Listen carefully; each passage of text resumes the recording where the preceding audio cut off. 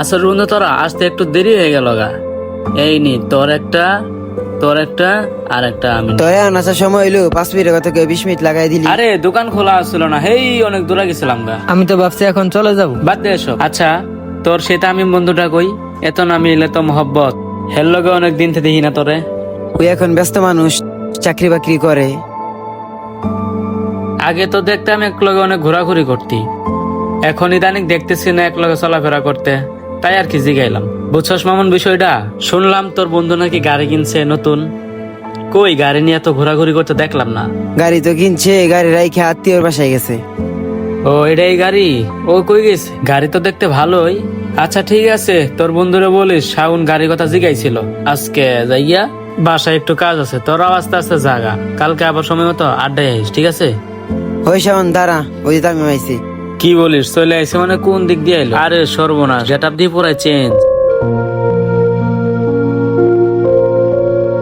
আচ্ছা ও যে গাড়িটা কিনলো কত দিয়ে কিনছে?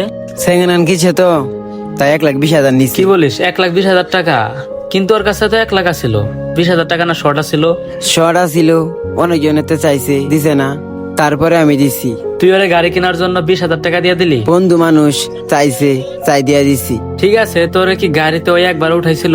না, এখন আমার গাড়িতে নিছে না। আচ্ছা ওই গাড়িটা কতদিন হলো কিনছে? এই তো 15 দিন হইলো। কি বলিস রে, 15 দিন হয়ে গেছে গা। আচ্ছা ও কি তোরে গাড়ির টাকাটা দিয়ে দিছে?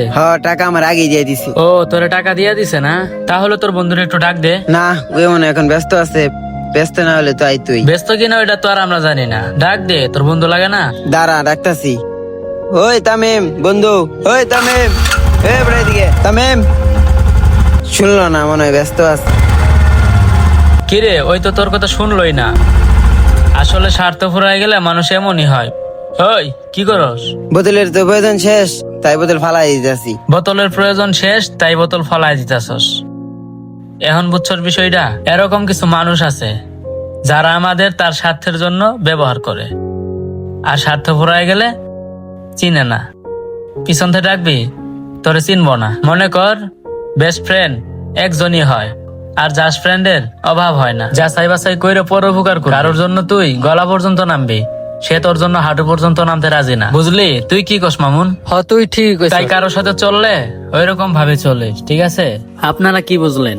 এরকম মানুষ কি আপনাদের লাইফে নাই? আরে ভাই আছে, আপনারা একটু খোঁজ নিয়ে দেখেন, আপনাদের আশপাশে আছে যারা কিনা শুধু নিজের স্বার্থটাই বুঝে। তো যাই হোক, ভিডিওটি ভালো লাগলে অবশ্যই বন্ধুদের মাঝে শেয়ার করে দিন, ফলো এবং সাবস্ক্রাইব করে পাশেই থাকুন। ধন্যবাদ সকলকেই।